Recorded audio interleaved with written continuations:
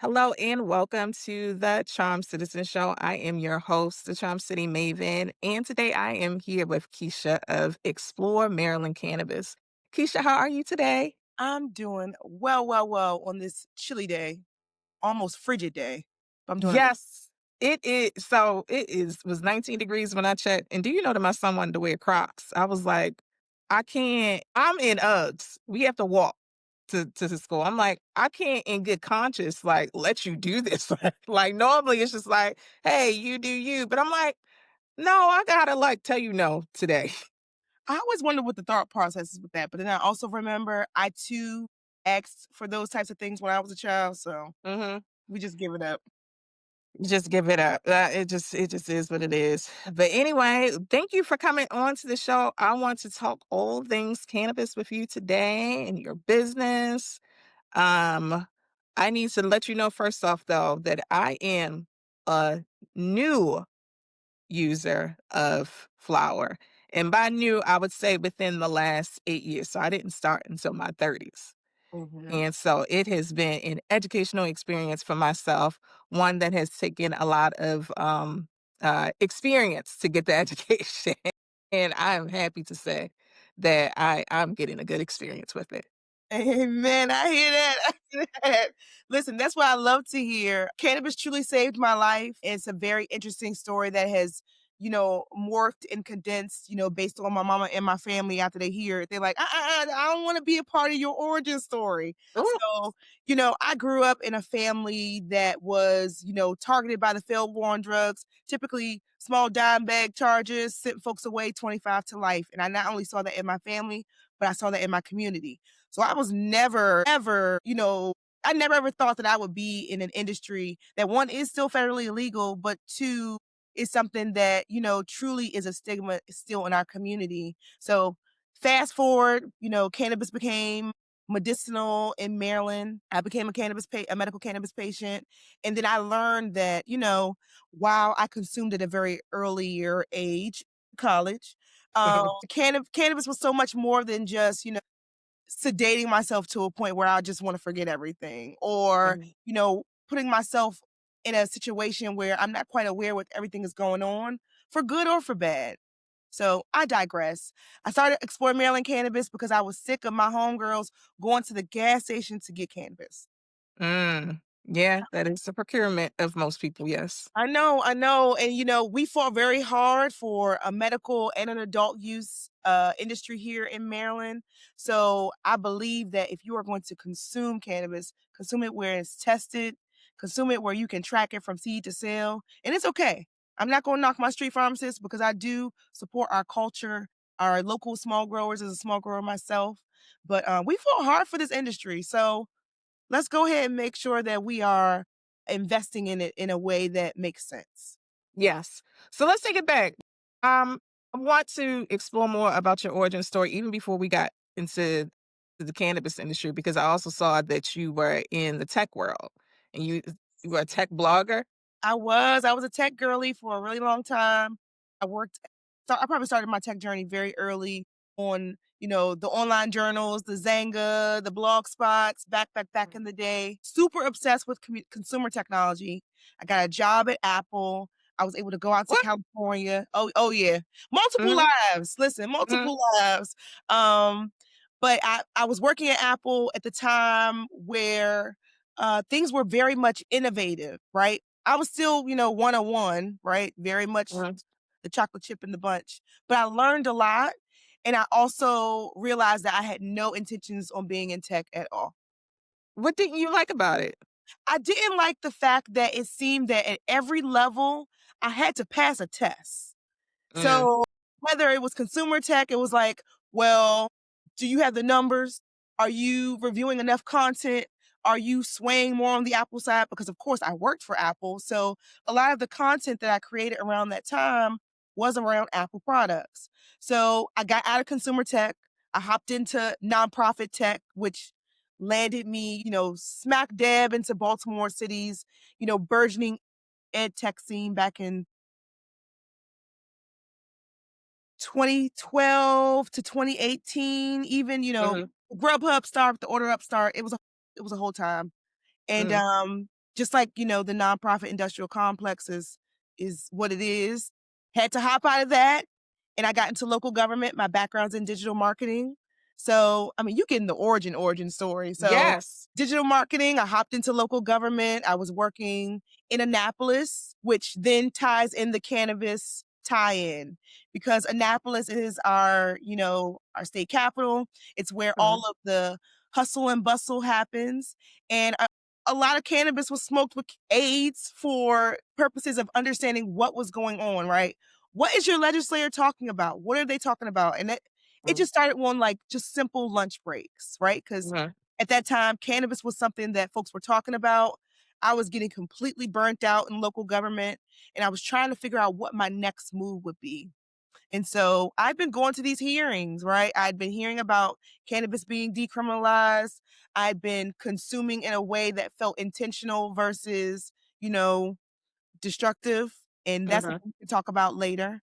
And, I started going to sessions, right? Folks were on, at the state capitol, they were talking about medicinal cannabis being used for children who were suffering from seizures, right? A mhm, uh-huh, pathway into the school system. And folks were just, don't bring cannabis on our school grounds. And, the other parents were like, well, my child can't survive on the school grounds without being administered. So watching those conversations being shaped, seeing where I was in marketing and understanding that it was time for a mhm, pivot.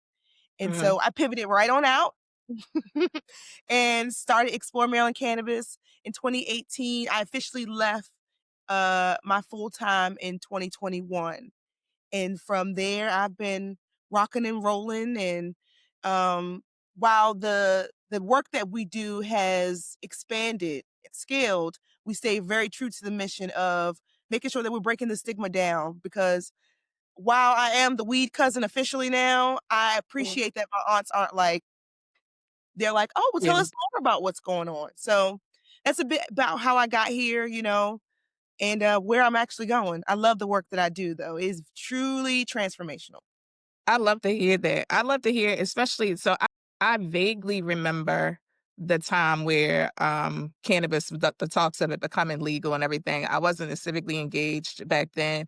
I think I only started going to Annapolis like really last year. I'm excited to go back. New session is about to start up. Are we still having conversations about decriminalization in the cannabis space now, or is that something that has we have successfully pushed past now that it's legal? Well, as you know, State legal. Maryland's a huge state, huge, Mhm. huge state, 22 counties plus Baltimore City, right? 23, 22. I always get them Mhm. mixed up. Baltimore City is Uh, its own. So it's its the own thing. I opinions, only know Baltimore. li- I ain't, listen, we serve the state. We serve the state. But the feelings and opinions that happen in, Baltimore City or even Prince George's County aren't the same as, let's say, a Talbot, a Carroll, or even an Allegheny. So we are Mhm, constantly working to make sure that we are doing outreach, that we are having conversations in ways that every community is different, right? So the way in which we're having a conversation about cannabis in workforce, for example, in Baltimore City, isn't the same conversation that we're having in Allegheny County around cannabis and tourism, right? mhm. It's the same conversation. I mean, it's the same conversation. Yeah, It just is catered towards that particular community. And so while we're not talking too much about decrim, we're talking about what are we going to do with the money that comes in from the taxes? And how mhm, is that going to improve our communities? Because we don't want to cough, cough, do casinos again, right? We want to make sure that the money is going to the communities. They are in the hands of grassroots and organizations that can do the work on the ground so that you can actually see some true return on investment, not only for the state, but also for the community, right? Because at the end of the day, cannabis is a plant that brings folks together. And I think we tend to forget that when we politicize it, right? yeah. But let me ask, so as a citizen, who am I supposed to be putting the pressure on in this case to make sure that the funds actually do get allocated to the communities? Is it still our policymakers, or is it on the actual companies? That is a very good question. And I'm going to say both. I got plans to be in Annapolis. I'm saying I need to know what my marching orders are. I think, let's start the game plan now, right? Everyone Mhm, needs to be held accountable. Not only are the, legislators that we elect to serve us in these positions are responsible locally, regionally, and at state level, but also Mm, the companies who are in our communities, who are hiring in our communities. They have, as you mentioned earlier, a civic duty to actually, do some real impact in communities, especially mm, those that have been harmed by the war on drugs, failed war on drugs at that. So I mhm. think it goes to, looking around, right? I regularly take walks in my neighborhood. I live in West Baltimore, and I see tons of cannabis trash. And I'm not Mhm. talking about the Alibaba packs that somebody's creative cousin created and they got 5,000 shipped over and they look very cartoonish, because that is not legal in Maryland or compliant at all. Really? Oh, no. No, no, no. Okay. That appeals to children, right? So It that's another does, way yeah. you can distinguish whether or not the cannabis you're buying is from a licensed dispensary. But I'm not saying that some of my friends don't make amazing home grow and have created their own packaging, right? It's just not littered across our streets. But for Mhm. the companies that have, products that they know, cannabis isn't such a sustainable industry right now. We've got package upon package upon package. You should do some community cleanup work, right? You should Yeah. be investing in communities that help our streams stay clear, because, our waterways are important. And then for our legislators, you hold them accountable. If you voted for this bill, I'm going to be on you until it looks like it should, right? And that means while we passed adult use in 2022, don't think that I'm not on Antonio's Hayes every year. Every Okay. year, okay? Alright. Because what you say behind those chambers and what you and others who have been elected to do this work, we're gonna hold you accountable. We're also gonna educate you though. I'm gonna come down to legislative nights. I'm gonna show up at your office hours, but it also starts at home. So visiting folks when they're not in session, right? Talking Mhm. to our local city council folks so they're stay aware too, right? I Yeah. think it's a relationship where we all can work together, no hostility, but Imma hold you accountable. Yeah. I think that is the part that is kinda missing that we don't understand often enough that they actually do work for us, and it is supposed to be something that we're supposed to be doing in tandem. I like that you mentioned that there are things that citizens should be doing themselves as well, so that including community cleanups. I'm also in West Baltimore. I'm in Park Heights. Well, right here along Longwood. Yeah. I'm about to leave, though. Hey, neighbor. I'm about to leave. I'm still gonna be in West Baltimore, but I am about to leave. Okay. So it's been but I'm from here, and so I have seen I'm from here a very long time. So um I've seen it in 2 ways. Me not being a consumer the majority of my life, but definitely seeing, I guess, like the actors that are a part of like the street pharmacists that you're saying, and then also on the policing side and what that looks like.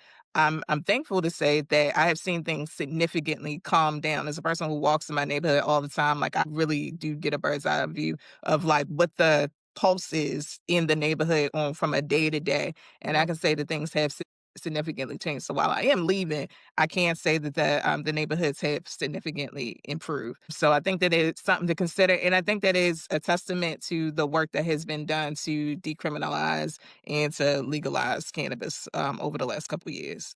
I also say I remember um, Vice. Do you remember when Vice was big? Mhm. Vice was big, and this had to have been maybe like 10 years ago.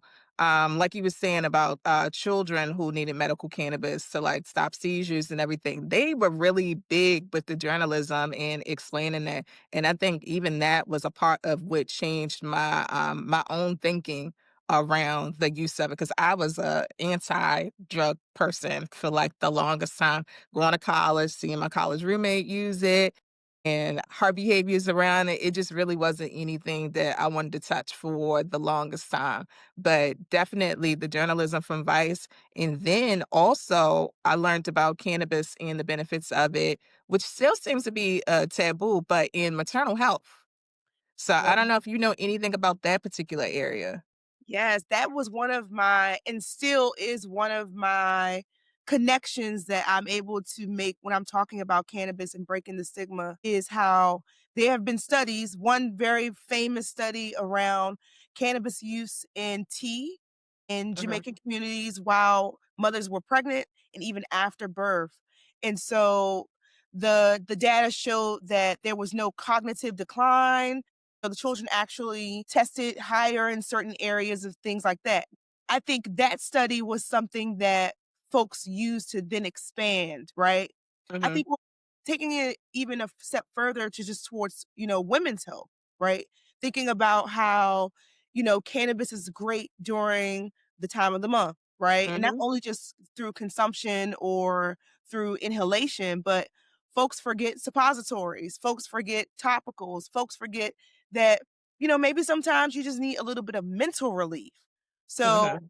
I think as it relates to mothers being the nurturers, being the champions in our families, in our communities, it was important, one, for me to convince my own mom that, I wasn't throwing my life away because she saw firsthand what they did to her brothers, her Yeah. nephew, her colleagues, right? Because she grew up smack dab in the middle of the war on drugs, right? They weren't taking any chances. So I think that I understand the apprehension as it relates to, I don't want my child to do that, or even college roommate experience, right? Mhm. I remember it in college. I definitely was someone who was like, I'm hit it outside, but Uh-huh. why I don't want that in my clothes.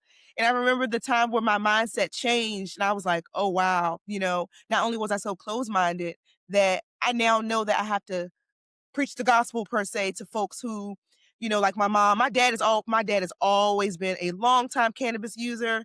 So I also Mhm. know that, my mom definitely didn't want to have, that particular type of, I guess, stigma on her child. It was just she grew up in a time where things were hard, but I think now she sees the work that I do. She sees the work that is happening around the country, right? And also Mhm. thinking about how it helps others around her, right? Cancer patients, folks who are terminally ill, folks who have HIV/AIDS, right? Were some of the first advocates for us to bring this plant to, stateside, to be taxable, to be used in Maryland. So I think it goes back to our communities. It goes back to, helping folks understand. And, it starts with the moms, it starts with the aunties, it starts with the grandmas, it starts with Yeah. the homegirls at the kickbacks, right? Whenever folks come over, I'm gladly pulling out my shelf of try this, right? Try this edible, Yeah. try this pre-roll, try this topical. You said this, leave with all of these things. And so I can then take that back to the companies in Maryland and be like, maybe you Yeah. should try a 2.5 on a dewdrop versus a strictly 5 milligram because it was a little bit too intense for my friend who has tried, these particular products, right? I can give them true feedback. So Yeah. yeah, it's education, it's outreach, it's truly, breaking the stigma. And it starts at home. It starts in your communities. It starts in your communities. It starts at home. I have found that so my children are aware of my cannabis use. I felt that it was an unnecessary stigma for me to carry on. If they can see me get a cocktail, they can understand that I also indulge in this. And, I let them understand that it is a flower, that is a natural product, and that when the time comes, when they of age, it is something that is available to them as well. Like, I think, like you said, like, moms are the educators. I have been in groups of what they call canna moms, Mhm. and they are ones who feel like it helps them be a better mom. I don't necessarily think it helps me be a better mom, but it definitely does help me relax. So Mhm. at the end of the day, so maybe it helps me wash the dishes. That's something that I hate doing. So maybe it does. But you're right. No, it's necessary to educate people. Let's talk about the fun part of it though, because it kind of opens up like a new like, I have gone into the stores that have, like, the beautiful glassware, Yeah, like, the pipes and everything. Like, some of the stuff is just pretty, like, the ashtrays, like, just, like, all of the different things, it opens up, like, a whole different, I guess, consumer product. absolutely. Absolutely. We like to call it our ancillary lane, right? For folks who are Mhm, making the devices and the accessories to help support the flower and the products. But one of the things that really attracted me to cannabis is that the first dispensary I went into, it looked like an Apple store, right? mhm. This is before, we now have digital kiosk in our shops in Maryland, but, like, being able to go somewhere and it looked so futuristic, there were so many products. I felt like I was getting Chick-fil-A service throughout the entire experience, and, for me, I was like, "Oh, I'm sold." Now, we didn't have any of this, in Maryland at the time, so I was like, "Oh, okay." I was in California, so I was like, "Oh, Mhm. we absolutely can bring that, to fruition," but I've seen so many creative products, especially products that have been created by women, because, you know, I always think the cannabis experience is very much ritualistic and it's Mhm. personal to everyone. But there's just certain things that people love, and people love luxury glass. People love high quality lighters because not only are they a big part of that ritual for yourself, but imagine taking a gold plated lighter to a party. You forgot that you had it in your pocket, but now Mhm. it's the talk of the party, right? And you feel Yes. the endorphin, you're creating that community. So there's conferences all over the world that showcase products to help enhance the experience. A few years ago, me and my partner went up to the THC Museum in New York, which is another a totally different experience than Maryland. I mean, they say New York is the wild, wild west of the East. Uh-huh. It still is, it's they're working on their regulations, but it's very much cannabis was not only something that was culture there, but it was consistent. So Mhm. you knew about, sour diesel coming from New York. You knew about Bubba Kush. You knew about those flavors because that was something that came down from New York. And so being able to experience that culture now in a regulated industry was something like, what do you mean you are growing cannabis vertically on the 3rd floor and now you have a consumption lounge above that with like gold plated chairs? I mean, So hold on. What is it? I need the exact details of this place. I mean, it's not even one of one, right? There are experiences that are being created all over the country, not only in New York. There's a social club in Denver, Colorado called the Series Social Club that is built in a space that allows you to truly get that indulgence. So I think, as consumption lounges become popular, we've got one on the books coming through legislative session. We'll see how that goes. But being Mhm. able to experience cannabis in a capacity with others, whether it's a speakeasy, you listening to the vinyl, you eating chicken wings, or Mhm. you're kicked back and you're eating a great plate at a long space dining table. I think the options are endless. And just as cannabis is growing, just as we were just all smoking flower a few years ago, and now in Maryland we have drinks, Yes. it's just more to come. Right. And I'm excited to see it. I'm glad you mentioned that too, because I just thought about the fact that when we first became an adult use market, we had a consumption lounge, but it Mhm. had to close because there was no regulations about around it. So that's Well, the other bummer. yeah, please talk about that because that's I'm very confused. If it's already legal in our state, then what more regulation do we need for the lounges? So ideally, Mhm. l- you know, consumption lounges are to be regulated like nightclubs, right? You need a Okay. license. Are you serving? You're going to need a license to serve. If you are in a place that needs to be heavily ventilated, your HVAC system has to be top tier, right? Similar to our cultivation centers. They don't just have the regular, water heater system blower set up. They have invested multi millions of dollars into making sure that the air is clean and pristine for not only their plants, but for their employees. So the consumption Right. lounges, we had seen things very similar to what was on Vice and ideas and concepts. So there was one that opened adjacent to a dispensary, grand opening, grand closing. Okay.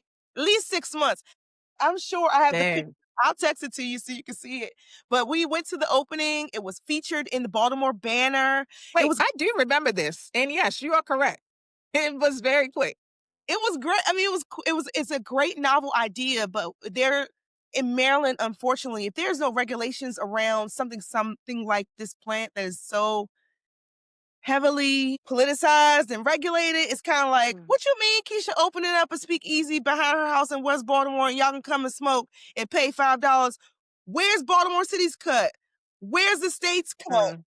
Okay, Where's now we're getting somewhere. where is the revenue going to? We're under in cannabis is alcohol, tobacco, and cannabis, right? Like, Mhm. where's their cut? Who's inspecting these things, right? Did Brandon, did the mayor come to the grand opening? Do they even know about these things? There's so many things that come to, light when you think about cannabis and you think about new and novel ideas. But consumption lounges are coming. They are Yeah. coming. They have regulations out similar to our incubators. Those are also coming because the voters voted on them and they're holding folks accountable for that. So while we might not in this iteration of a consumption lounge even be able to consume inside, it will be a place for folks who can't consume inside because they live in federal housing, because they live on Mhm. college campuses, because they don't have, a permanent residence to say, "Oh, okay." There's so many apartment complexes that are like, "Yeah, yeah, yeah, yeah, Maryland, you're legal," but also there's an addendum in your lease that says, "If you even think about smoking, we're putting you out." Wow, So that's crazy. it's all about the social aspect and how Maryland can get it right. Because we all want to look right. Governor Westmore Mhm. doesn't want to have anything that doesn't look good coming out of the state. And I agree, right? Right. Especially when it comes to cannabis. You might not necessarily get 100%, but at least shoot for 98. Yeah. And I know Westmore was a strong advocate of it, though. I listening to him lately, it almost seems like it's not of interest to him. He's moved on to alcohol in the grocery stores. That seems to be like the fancier, cooler, like the cooler vice that he's now newly interested in, which I feel like is kind of like hurting like to really get everything else up on the ground because we definitely still need his support. I agree. I agree. Mm, Shout out to Governor Westmore, who has experience in the cannabis industry. He had mm, stocks in one of our larger multi-state operators. He divested that once he became the governor, and it has been a strong supporter of adult use, of career and workforce development. Shout out to the workforce development training program that's led by the state, right? That is mm. spearheaded through the agency. So, right, he's doing things to make sure that the framework works. And folks been wanting beer and wine in the grocery stores for a real long time. So Sure. I understand where the pivot goes, but I do think that when it comes to something as say groundbreaking as, a social consumption lounge, right? What that looks like for Maryland in the state that we're in, I think that, we'll see him there, right? He also Mhm, has very strong staff that he's built to be able to help facilitate that. He also listens to the community, right? I've mhm. spoken with him. He said my name before I said his name. And I said, I know you got that talking point in the car, but like, Right.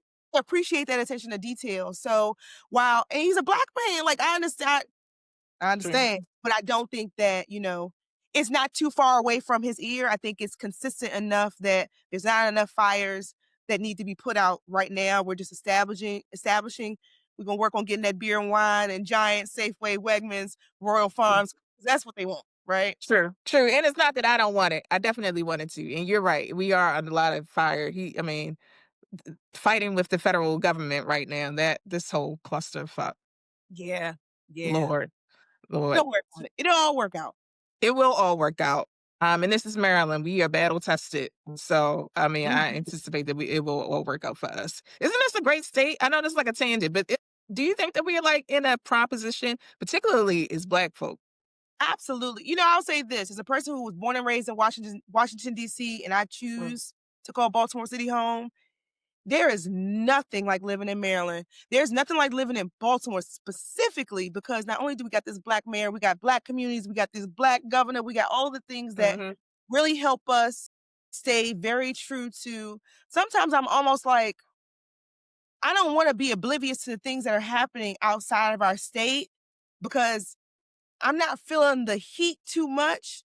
But I know my grandma and them down in South Carolina, mhm, things aren't as tight. So, like, while I'm appreciative of where we are, our benefits flow, right? We still have our holiday parties. We still, create our festivals. We still have containers for joy. I just don't want to be blindsided by the fact that, like, right down the road where I was born, they got the National Guard at the Metro Center, right? Shaking up old ladies. It's crazy. I went out, in DC a few weeks ago, went to this small spot, and the cook was taken by ICE. Like, before I almost like you said, like, I have been insulated in Mhm. Baltimore, and it's not that I didn't know that it was occurring, but what do you mean that you can't serve us anymore because your cook, your coworker Your coworker. somebody, that you relied on and probably enjoyed, just got taken in the middle of the evening. So I just think about that. That was legitimately just only a few weeks ago. So no, it's absolutely crazy. It's absolutely crazy. It is, but you know what we got?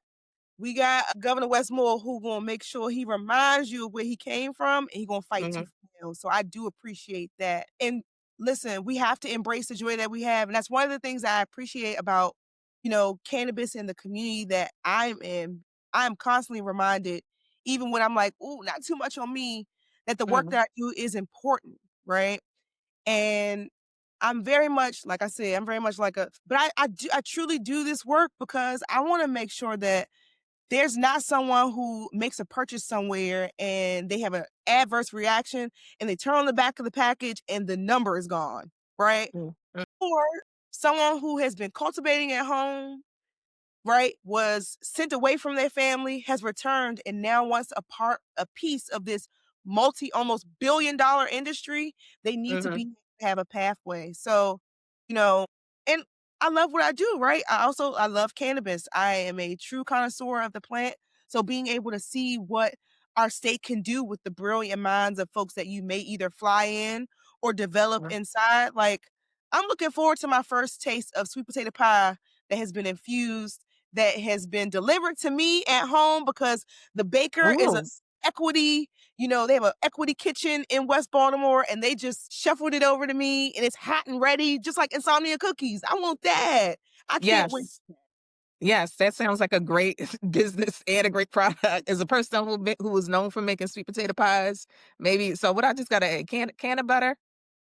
You can sugar, you can use Uh, tincture, which is alcohol based. Typically we use a butter sugar mix and then mhm. you sprinkle the tincture over top and then you let the alcohol evaporate. Oh, I said okay. that's all my Alright. partner. I send you the recipe. I send you the That's recipe. definitely.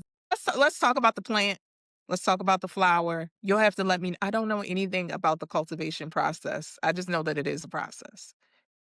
Yeah, I mean, cannabis, is a weed, right? So Mhm, it'll grow as long as it has sunlight, water, a little wind, and a little mhm, love, but it does help when you're able to control the temperature, when you're able mhm. to manipulate the settings. Um, a lot of folks are always like, "I hate dispensary weed." And I'm like, "You hate dispensary weed? Try to growing it yourself." Why do So, they hate it? I mean, there's a taste, you know, Okay, my father-in-law has, mentioned about something that he had in Thailand 50 years ago, and I'm like, well, okay. not years ago, but, like, you're not gonna get that recreated here, right? Right. And also, I think that tastes are different, right? Typically, this is where community and cannabis need to really connect. You have to understand what your consumer wants. Not everybody wants fruity, gassy, funky flavors. If you're growing Mhm, towards a particular lineage, folks really love a sweet, gassy, chemical taste. You wanna make sure that you have enough of that on hand as a business, I would think, because you know that's gonna sell, right? And mhm, that comes mhm. from listening to your audience. Now me, I grow what I like, right? I typically like, gassy,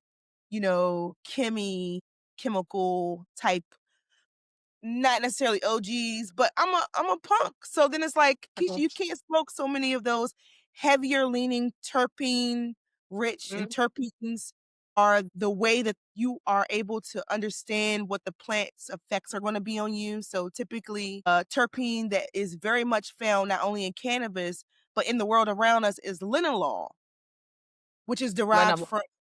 Mhm.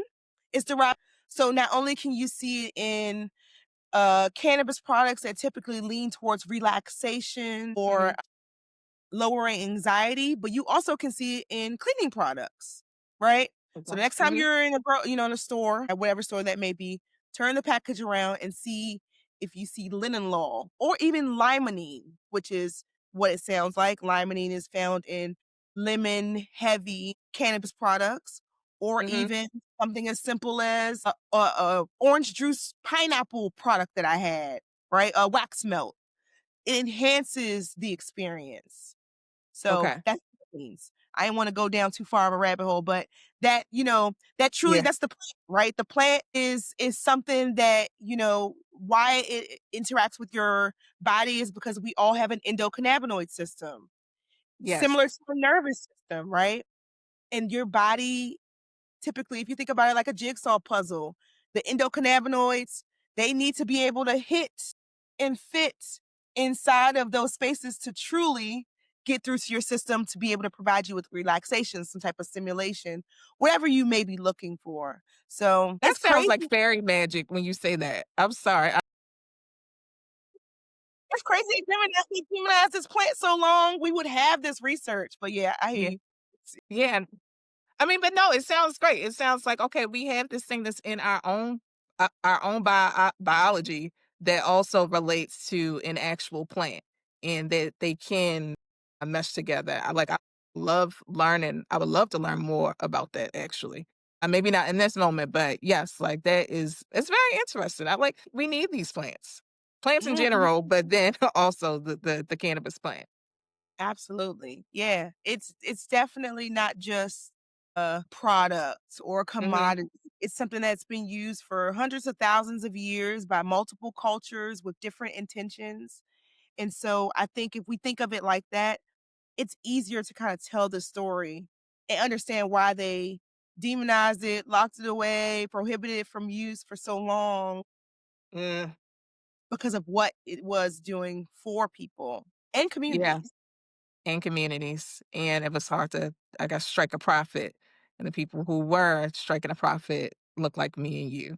So let's Mhm. talk about the racism that is still a part of the stigma, even probably even the workforce development. I know that you said that there is some development in there trying to get people who were, I guess, formerly sellers of the product, but they, due to the war on drugs and everything, so now Mhm. they're out, and a part of the deal is to be able to get them to be involved in cannabis, is the business that it is now. Can you Mhm. tell me more about that? For sure, for sure. So, cannabis was something that was legal up until the 1950s. Like you mentioned, it was demonized and connected to Black and Brown folks as a way to profit and fill rural, local jails to have a workforce, right? So, that not only decimated the communities that these folks lived in, but it also allowed the plant to kind of move into obscurity, right?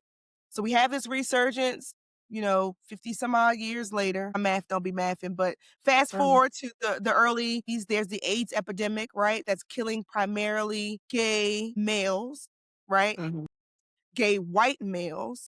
And so in mhm, California, cannabis was then approved for usage for folks who are suffering from wasting syndrome, something that comes from, a complication of the disease.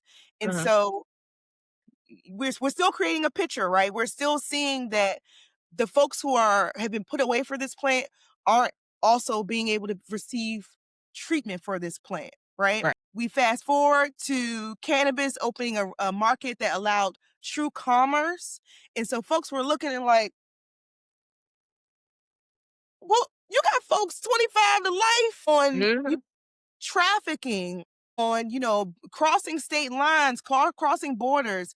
And so it took and has still taken a very long time to catch up not only the mindset of what Black and brown people did for this plant, because this plant, like I said, moved very freely in our mhm, community before then. You demonize a plant, you then also introduce crack to demolish an entire generation, and right, you mix it all together, you create these programs and place them in schools that not only still, you know, regurgitate this rhetoric of how harmful this plant is in addition to these plants, right?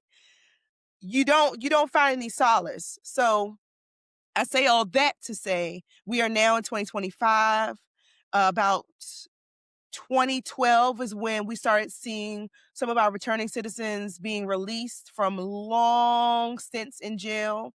They were mhm, then partnering with organizations and companies to create brands, to create and bring their knowledge around genetics, into these companies.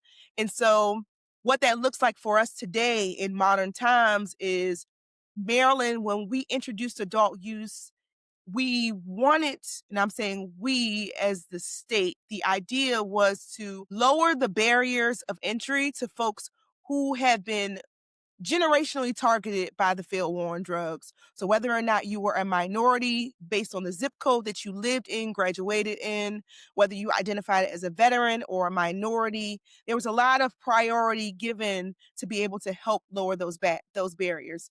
Now, there's a lot of conversation around who should have been able to benefit from that if we're using words of social equity, and we see the Mhm. continued harms in our communities, right? Because I graduated Towson in 2009, and I remember one of my friends losing his federal aid because he was popped with a nickel bag in his pocket, not on campus. A He was nickel. somewhere in the city, right? So I think that, like I said, there have been systems in place to help level the playing field, and I honestly don't think any of them do more impact than actually education. Okay. So that just continues the conversation around, I make sure when I go back that, yeah, I'm the weed cousin, but Imma ask you, what you smoke?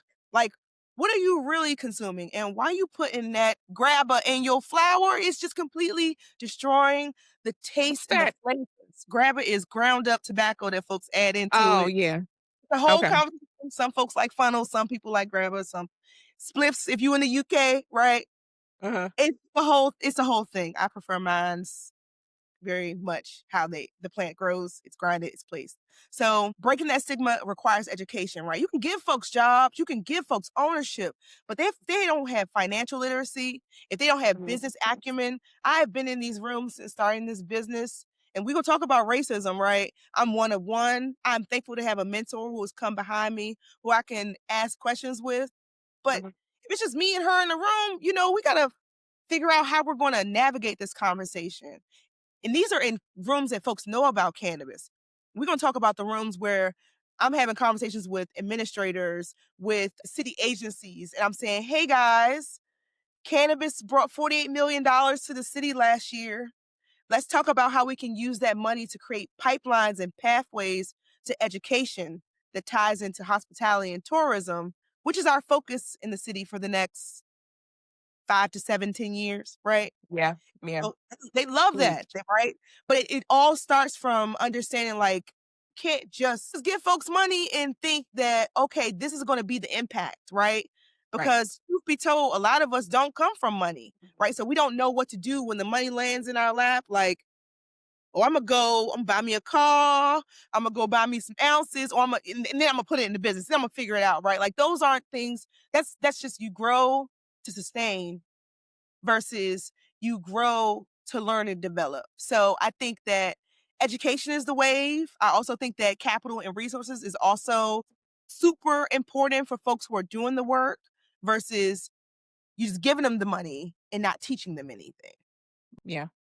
I love that. You were recently awarded a fellowship. Can you tell us about that? I don't want to mess up the name, but I know it's from Collectively. Tell us about it, please. Yes. So I also too do not want to mess up the name because these are two historic individuals that are based in Baltimore City. The Dr. Elmers and Joanne Martin Social Impact Fellowship that is through Collectively. I'm so Yes. thankful because this is the first time where I've been in a lot of programs.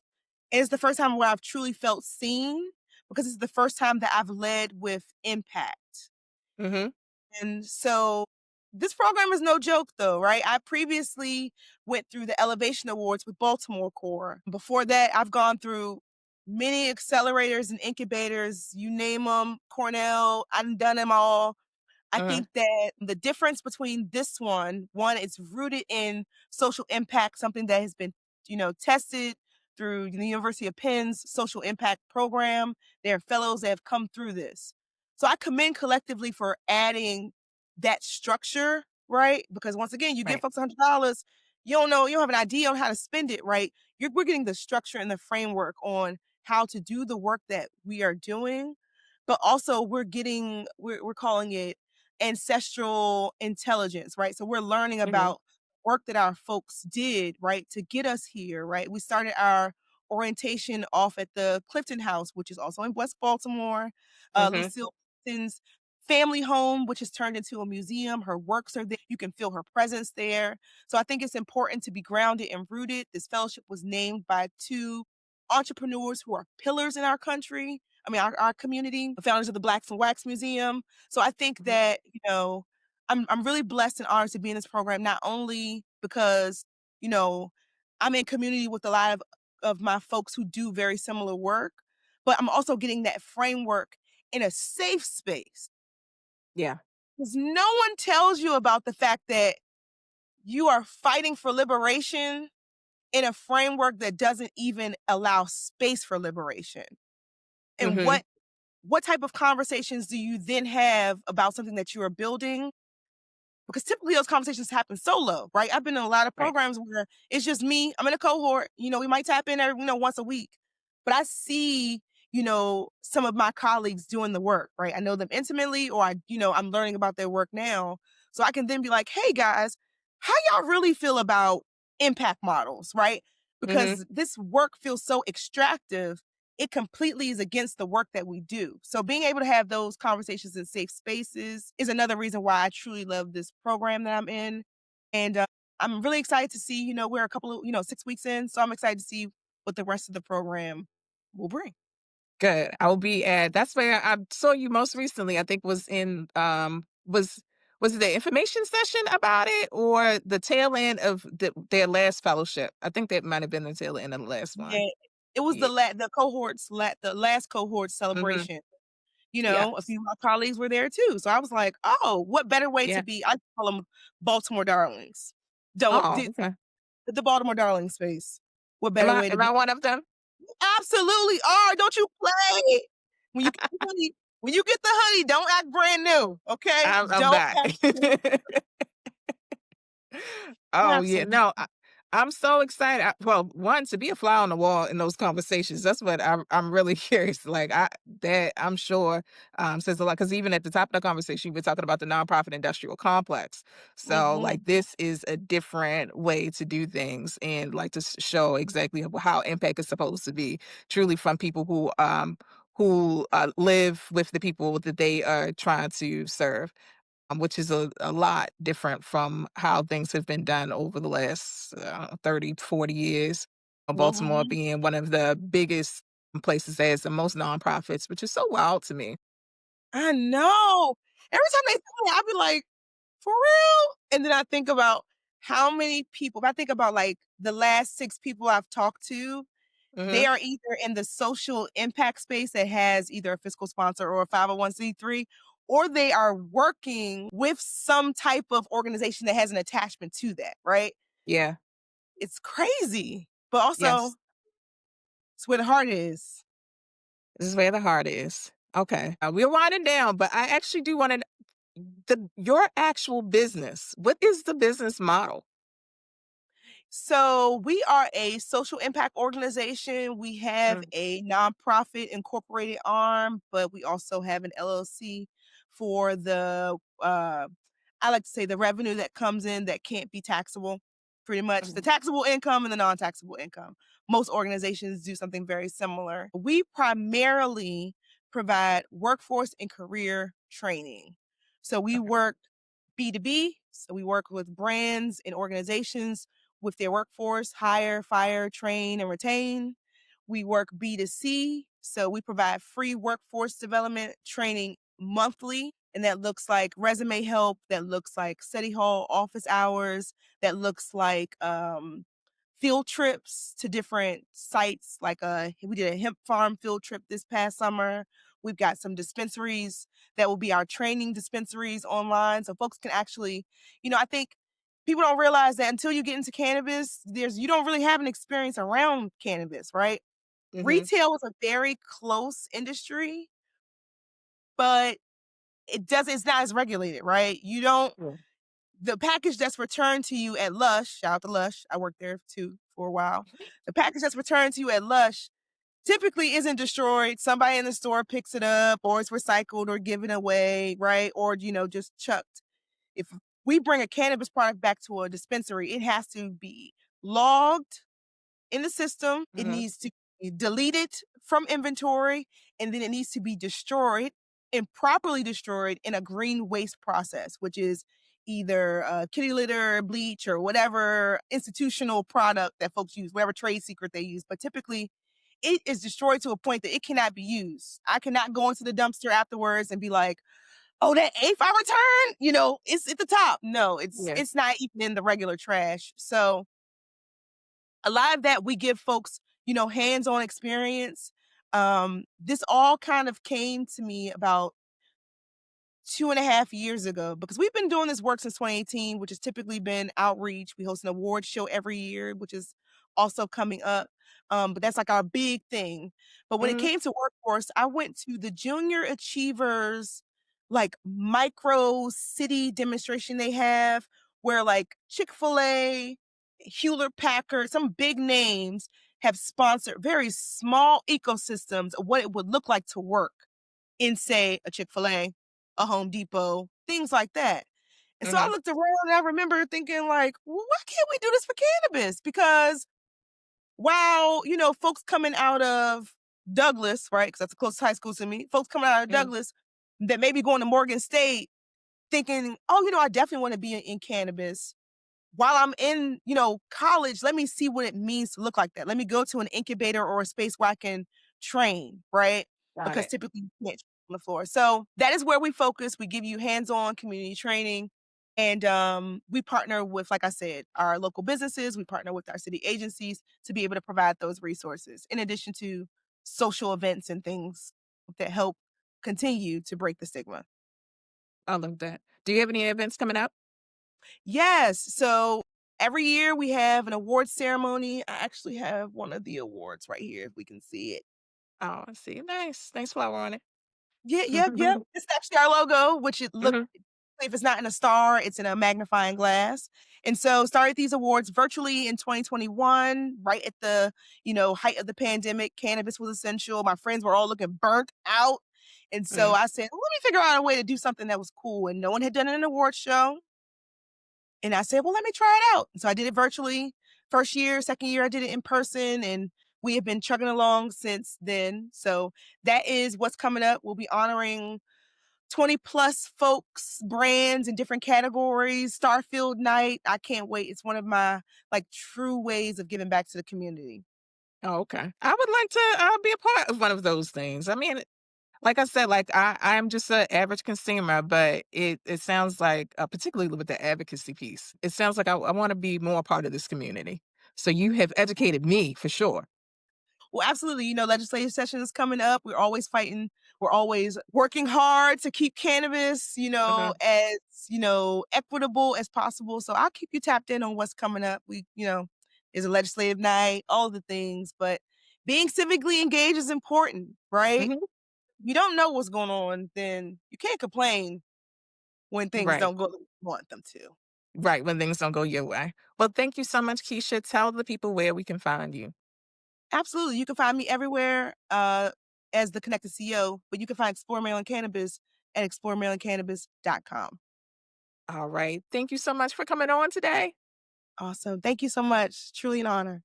All right. Take care.